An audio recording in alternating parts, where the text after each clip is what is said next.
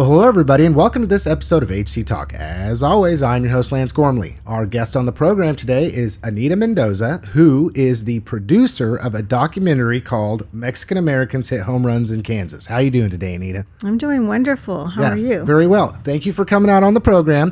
For those that watch the program, they'll remember that we had an interview with Rod Martinez, who is co-author of a book kind of in the same vein. You can go back and you can look at that if you'd like to. But there's just been a real, in my opinion, it's really interesting, right? To collaborate in a way in which we'll capture the history of a monumental time for Mexican Americans in a time which was very difficult, as many know, right? Correct. And to tell that story through baseball. And I love baseball, so I just got to say, good job in advance. I haven't seen the movie yet, but we talked about it before the program, and I'm anticipating it. You can cover it, during the interview what are some ways that people can access it, and hopefully they've already seen it or had some interest in it. And you know, it's not to spoil anything from you, but it was shown at the Newton Public Library and can still be today, correct? Correct. They have it, I believe, on their archives, so anyone can attend the library and probably ask for Sam, and he would be able to show them the video. Very cool. Sam does a wonderful job. Love Sam, love the Newton Public Library and everything they do for our community. So the way that this normally goes with these sit-downs that we do, I always try to find out a little bit about the guest. So I always ask, where were you born? Where did you go to school at? What kind of activities maybe you did in school? Did you go to college? Didn't go to college. So where is Anita from? Well, I'm born and raised in Wichita. Went to North High there in the North End, and went to college at Newman University. Had a semester at WSU, but I finished up at Newman University. I started at the North End Wichita Historical Society back in 2019. That's been my passion and kind of my hobby. But most of my life I've worked in finance, but now I'm currently working with Arts Partners that does arts within the schools. And actually, we have artists come out to Newton at Northridge Elementary. Very cool. So you're in finance. How, I got to get to it right away. You're in finance, that's your education, that's your occupation, right? And then this must just be a passion that's near and dear to your heart to capture the history in a documentary style fashion, to be able to project that to the rest of the world. Yeah, it's kind of funny. In high school, I took a class on cinematography, loved it.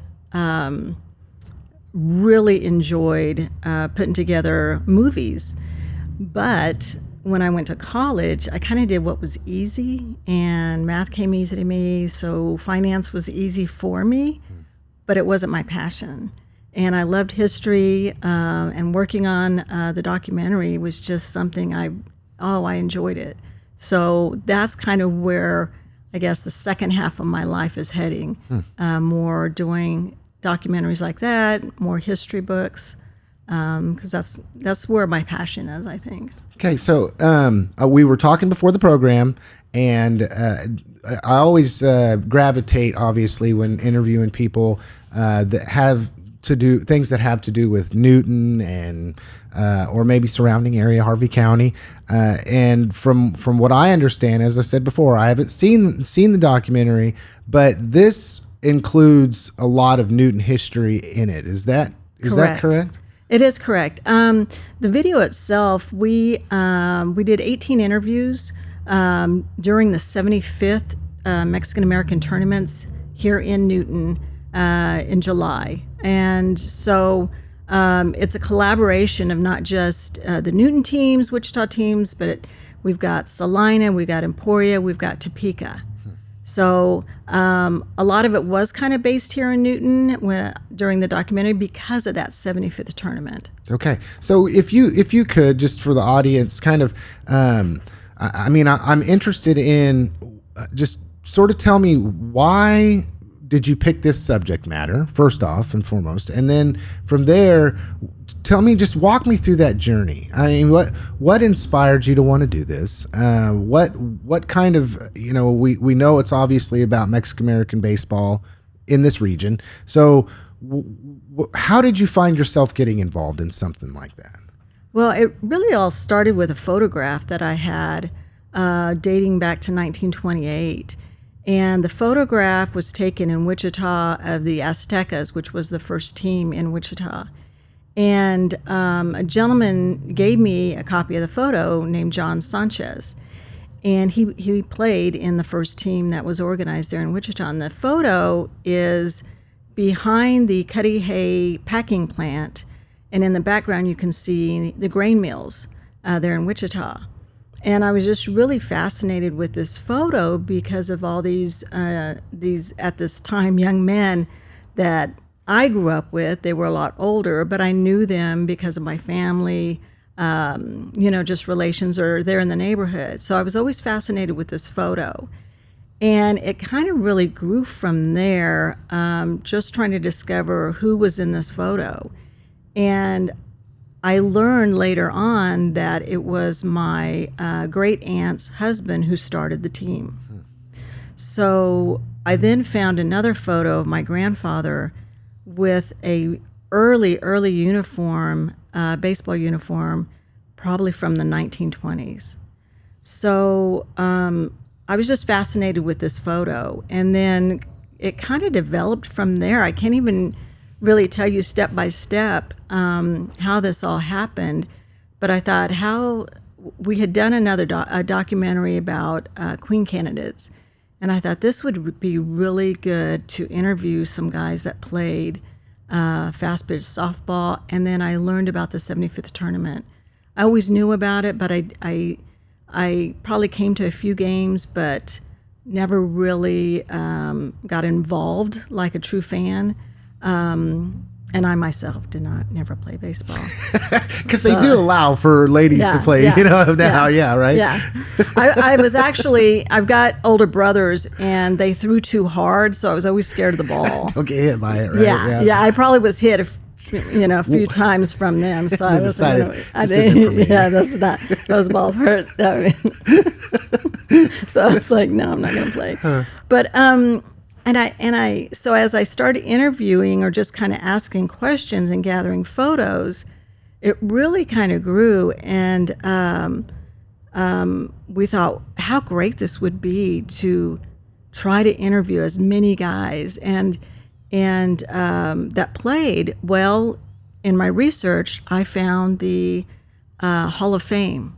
So the Mexican-American tournaments here in Newton, they have this great Hall of Fame. Manuel Jaso and his team of guys that put this together and organize the tournaments. I'm looking at the Hall of Famers, and I thought, those are the guys I want to interview, the ones that are still around. Yeah. So we had 18 guys. We interviewed 18 guys at that 75th tournament. It's interesting that started from a photograph, because I know what you're talking about. When I look at a photograph, especially an older photograph, and you see the people and you see the faces, maybe as they were young men or young women, however, in this case, young men, each one of those has a life and a story and experiences. And it's just, I always go back to, I wonder what their life was like. I wonder, especially if I don't know them, they had a mother and a father, maybe they had children and grandchildren, and especially during certain points in history during times of war. There's just a lot that you can ask, that maybe you can't get the answers to the questions for unless somebody tells that story. Correct. Right. Yeah. And if it's not a direct from them, God willing, if they're still alive, they can tell you the story and you can ask questions, but rarely are we capturing that, right? That story. Yes. So when I first heard about these books, because there's kind of a series of books that are happening, and then I heard that there was a documentary about it, I thought, oh man, I need to have this person, whoever this person is, out here on the program to talk with them about this, because I want for this story to be told. I want to hear this story. So just take yourself back to seeing that photo and wanting to hear the story of these people. How difficult was it to navigate through finding the photo, finding a person's name, getting in contact with that person, maybe through their children or grandchildren, was that a difficult process to pinpoint who those people were in that original photograph and then start going and getting the stories told to you firsthand? Well, when we started the Historical Society in 2019, and it was later in 2019, our thought was to start doing oral history, and we wanted to begin that in 2020. Well, COVID happened, and that prevented us from doing any oral history and reaching out to people. So we utilized Facebook, and so I could upload a photo like this one and start saying, who's in this photo? Does anyone recognize it in the photo? And the community it really kind of blew up because people say, oh, that's my uncle, that's my grandfather, or that's a neighbor, that's a cousin. And then they start telling stories that, of the people of those times. And the great thing about baseball in Kansas is that it created such a brotherhood amongst all these guys from all the little towns here in Kansas. They all know each other. So once I reached out to Andy Ramirez in Wichita, and he said, here's who you need to call, and start giving me a list. And once I talked to Manuel Jaso in Newton, he said, this is who you need to call. And then once that got me to Emporia, this is who you need to call. So the baseball created such a great, like I said, brotherhood. Community. Yeah. Within these guys, because they've played for years. They've also watched their dads play, grandfathers or uncles, and they had their own heroes within those teams. So it's just something that has really grown. Again, for Newton to have a 75th tournament, I think this year's 77 years, that really tells you, something about the community of baseball here in Kansas. I mean, it's the oldest tournament in the nation. Yeah. That's amazing. And, when you go back to that time in which those individuals started their own league, hearing that story in and of itself is somewhat difficult to hear because of some of the things that were happening during that time. But it's also a huge success story, right? Where there was separation, segregation, and then from there, these individuals said, well, we're going to create our own league. So it's almost as though there was an obstacle in the way. Somebody said, no, you can't. And they said, yes, we can. And so does the documentary tell a little bit of that history as well?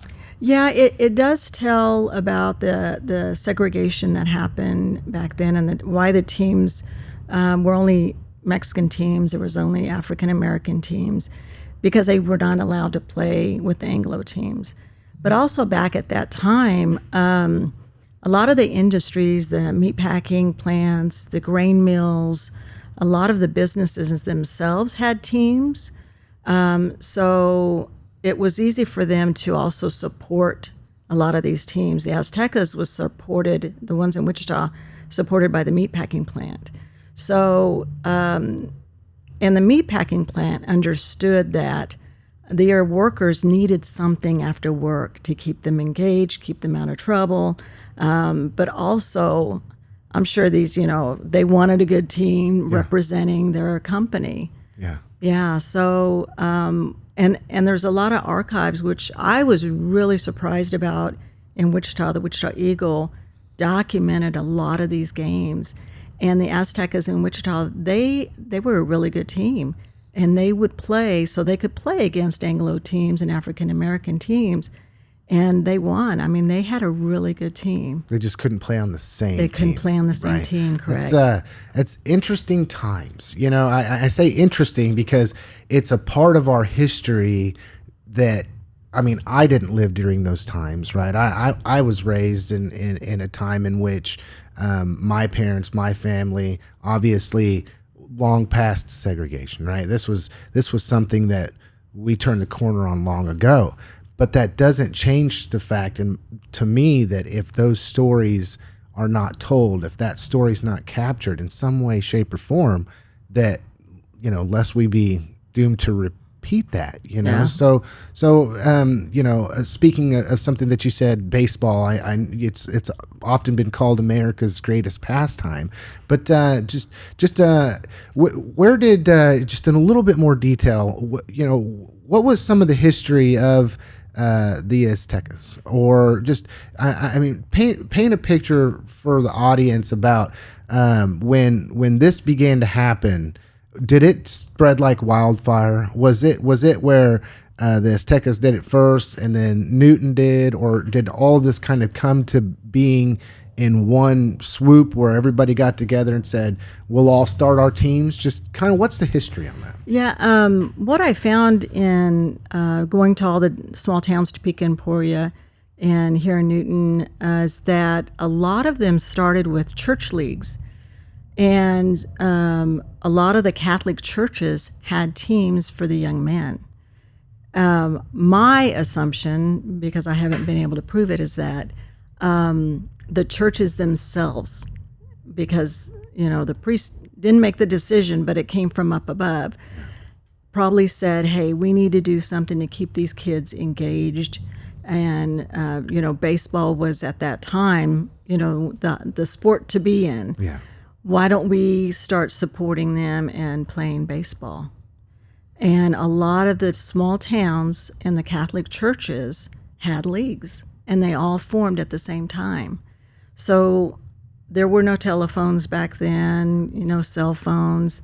So communication between all these small towns was difficult. So I see it as the priests themselves, because it's echoed throughout all these small towns, that this priest decided to start a team and sponsor a team.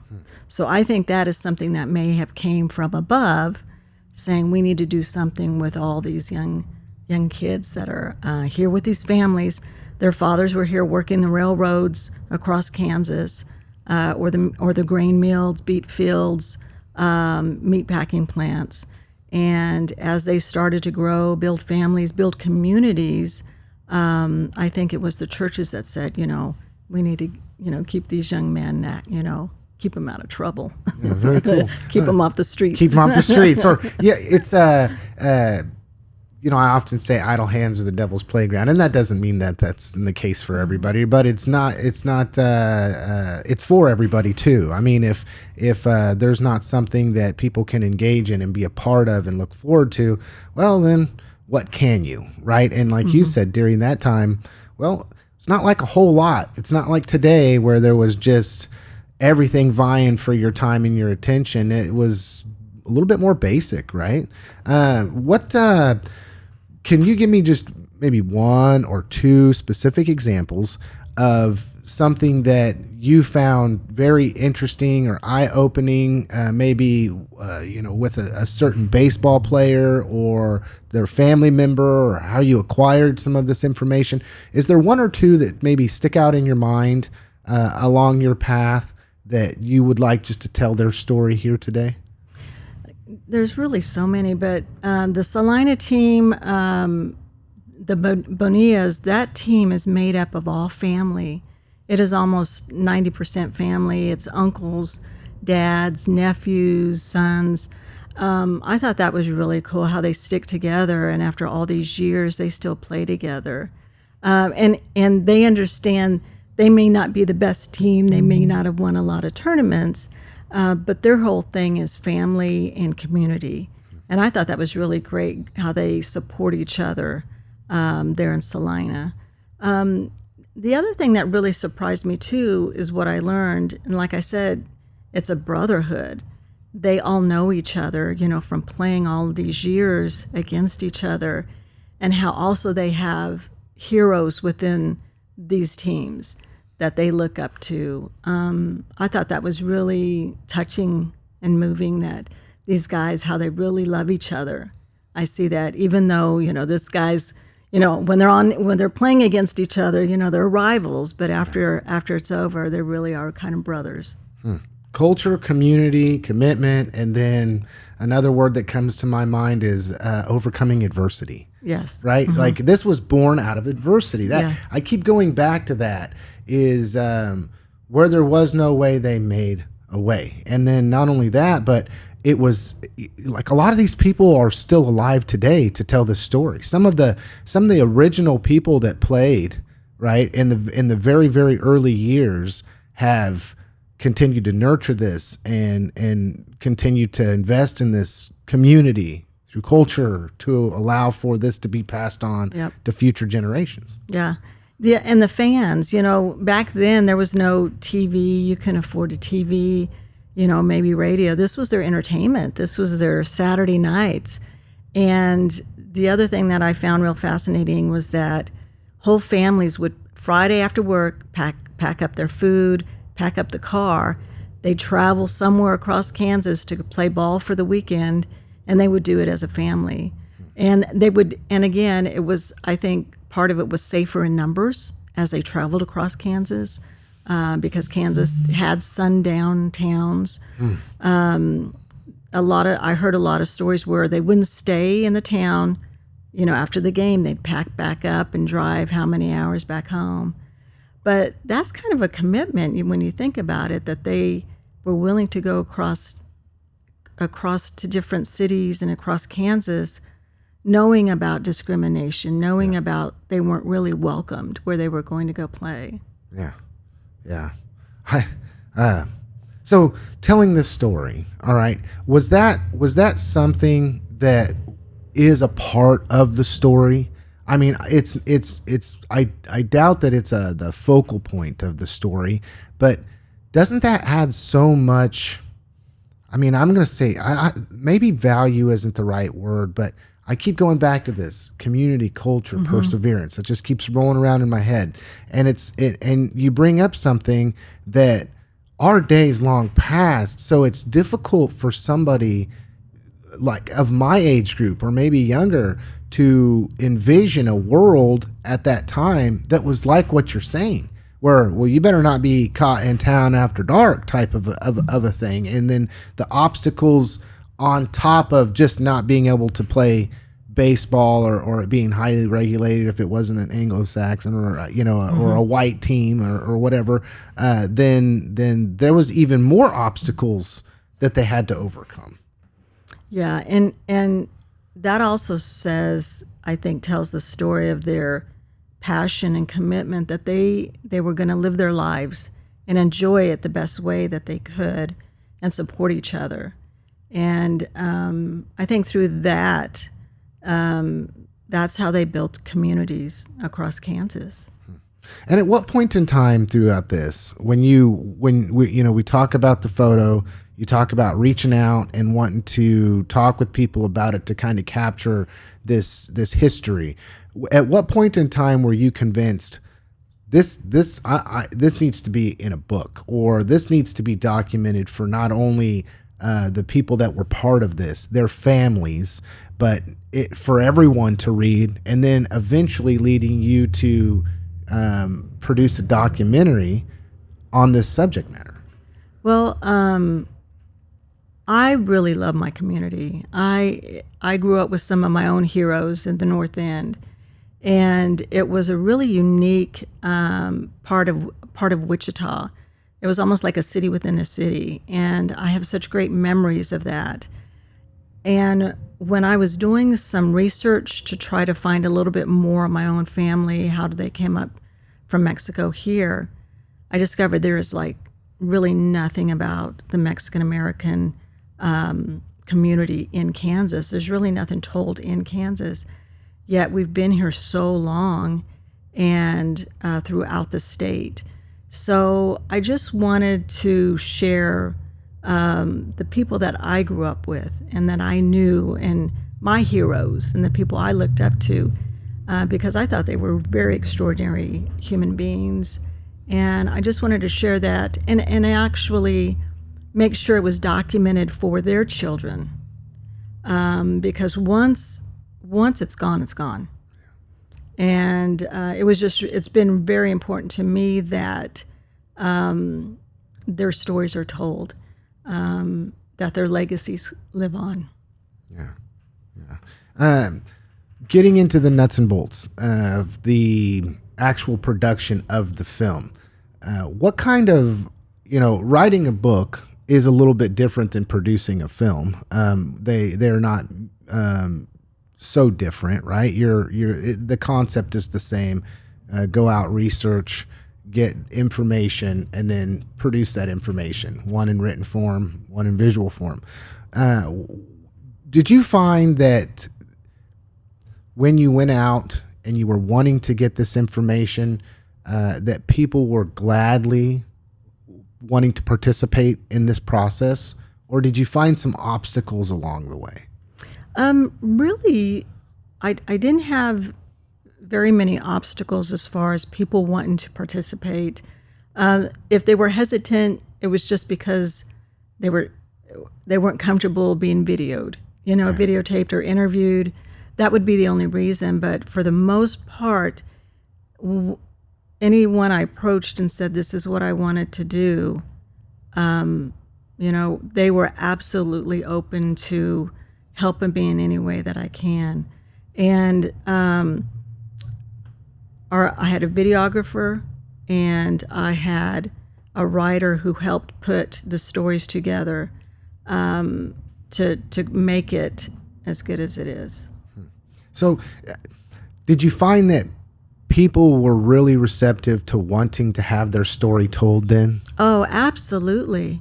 Absolutely. Like I said, we had 18 interviews and I could have done more. In fact, once we finished, there were more people who said, they wanted to tell their story. So it's something that still continues. Because they want to tell what happened to them or what their life was like. Because I think all of us, especially the older people, once you get to a point in your life, you want to share you want to share your story because it'll be gone if you don't. Yeah, which goes back to that photo because, right now is a wonderful time to be able to do what you're doing. Technology is such that now, especially in a digital platform, it can be captured, where the people that came before, maybe their mothers and fathers and their grandfathers, the people that are telling that story for future generations in their own family and for others to hear, didn't have that opportunity with their moms and dads. You get back to a certain point and it gets very difficult to find anything but this person lived, this person died. And right. Maybe a few different things about it. So when telling this story and these individuals telling the story, did you find that there was some consistency amongst it? I mean, if I go over here and I talk to you about a mutually shared experience that we had, then you also, when telling the story, can talk about the mutually shared experience. So how much did you find that these relationships were so close-knit and that sometimes the stories overlapped with one another? Yeah, and again, I think playing baseball and traveling to all these towns and meeting other families, I think it was a way also for them to share their stories, maybe what they were going through, maybe also even sharing how to live daily lives, like we do. I'm a big Pinterest person, so everything, that's where I get my recipes. This may have been their Pinterest going to these small towns because the whole families went. Yeah. And people met. I know some guys from Wichita met their wives at the tournament. That's what I was going to ask next. Because you got kids that are playing and together while their parents are playing baseball, and then they, later in life have relationships with one another. Yeah, and the other thing is the community that I didn't mention is they would have dances after their tournaments. So it was a really big deal. That was, they would have the game, then bands would come in, they'd have food, they'd have dances, and I mean, it was really a big event for them. And that was their social life, going to these tournaments. You mentioned churches and the seeming to believe that through your research, it might be quite possible that a lot of this could have been driven from the Catholic churches, not to say exclusively, but that they were participatory in watching this vision build and grow. Many people here in the community know about Our Lady of Guadalupe Church. They know that there was a baseball field there, and that was where the tournaments, I believe, if I'm not mistaken, began here in Newton. So just for those in the audience here locally, I don't know if a lot of your research did talk about, Our Lady and people that participated in that here in Newton. Can you give me a nugget of something that maybe people that are listening to this podcast that can say, that was me. I remember that. I remember how this happened, and I contributed to this story. Yeah, there's a very few, and I would love anyone out there who's listening, if they have any photos of the tournaments back in the 30s, 40s, 50s of the old baseball field. We do have a few of them, and it looked like it was a really nice stadium, and that they had a really nice field. And it's my understanding that it was torn down because one of the priests wanted it torn down. And when that was torn down, I get the impression that really hurt the community. I mean, it was, that was, it was kind of their holy ground where they went and played. Yeah. They had a lot of memories of their family going. And when it got torn down, it hurt. It hurt the heart of the people, I believe. Yeah. Well, I'm envisioning this, it's not like somebody came out, a company, right, and maintained it. I mean, this was my grandfather or my father was the person that was out here cutting the grass or putting in these, batting cages or this backstop. So it's a community that built something, right? They were responsible for all of it. It's like, you often brush, as I do, sometimes I brush over, but I really think about it. It's like, this same community of baseball players were the same people that went out there and maintained the field. They built the field. They were participatory in if there was something that needed to be replaced. Maybe they had a storm run through and it kind of messed some stuff up. I mean, all the stories that could be told. Yeah. So someone had said, and I can't remember which one of the guys, but to have the lines on the field, they had to go get some flour to make the white lines because they didn't have a way, little things like that. But they worked that field. If it was muddy, they did what they needed to, make it dry. They'd mow it. That was their field. Yeah. And they took care of it. And I know that was something that was really kind of devastating for them when it got torn down. Do you talk about that in the documentary or the book that's coming out? A little bit. We are working on a book of a baseball book in Kansas through the Latin Baseball Project out of California.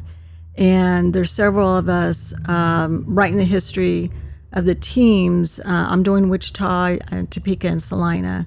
And Dave Rodriguez is doing Emporia. We got Ray Elias doing Newton. And so hopefully that'll be out later this year. But it touches on what happened here in Newton with the field. And like I said, we've had a few photos. It'd be great if someone's got some more nice photos that we could put in the book. Yeah. So if you're listening right now, and this is the first time you're hearing about it, I want you to, at the end of the program, leave some contact information so people can get a hold of you. But I guess a question that I have, just thinking about this, and I hate to go here because I don't want to bring up past hurts for people, but you mentioned the field, and then I'm just going to assume that as segregation went away and the games then became, like right now, I believe, I don't know the baseball fields called, what I call Fisher Field or Athletic Park, is where these games take place now. So as times changed and people wound up being able to go and have these tournaments at your local park like everybody else is able to have them, then did that kind of same situation happen in other locations? I mean, because we know here, Our Lady of Guadalupe, we know the field there. Has that history been preserved in other locations that it wasn't here? Yeah, in Emporia, I think they had like a Santa Fe Park, but it was renamed, and I can't remember the name of it, but they were able to name it after one of the players, one of the guys who I think coached and played, and they were able to give their field, I think it was Delgado. It's the Delgado field out in Emporia. Wichita, kind of the same thing happened a little bit. They had a baseball field behind the packing plants, but that packing plant's no longer there, and I think that just they did away with that. And then they moved all the fields out west in Wichita, and kind of all the other park fields were gone. We had a baseball field, I think, at Evergreen in the North End, and that's gone. Yeah, they moved all those out west. Just through economic development or whatever. Yeah. The because it was on property that was owned by somebody. Once that property gets sold, it's or the city decides, they can't afford to maintain it, so then it goes private. Yeah. So those kind of things happen. But yeah, in Emporia, they was able to name their field after one of the players. And is that one of the only places that happened, or was that? I mean, that's the only one I can think of. Okay. I don't have a lot of information on Western Kansas, their teams, so I don't know if maybe that happened out in Western Kansas, but yeah. Okay, so I'm going to ask a direct question. You might have answered it, and I believe that you have in, I'm not going to say a roundabout way, but through the course of our conversation, but just directly, why do this? I really enjoy it. I feel like it's my purpose, because I do find pleasure in just, looking at these old photos and then trying to find out who is in the photo, what happened in the photo, and documenting it and preserving that, because that's our history. And again, there's limited information of the Mexican Americans here in Kansas. So I just want to preserve that history for the families, and for those families and the men who came and worked so early on in the early 1900s. It's just important to me. And overcome adversity through community and culture. Mm-hmm. I mean, I hate to say it just keeps rolling around in my brain. I just keep thinking, what an awesome tale of community. What an awesome tale of preservation of culture, which then gives birth to overcoming adversity. Yeah. And that's a story that should be inspirational to anybody. That is reading it or watching it. I don't mean to commingle or intermingle books and production of video, because you produce the video, but I know that once information is gathered, that it can be both in written form and video form. Absolutely. And so how can people view this documentary?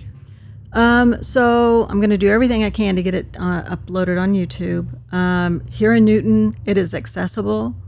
And then we'll probably have a few showings during the tournaments here in Newton.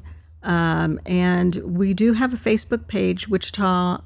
It's the North End Wichita Historical Society. So you can always go on our Facebook page, and we put our calendar on there.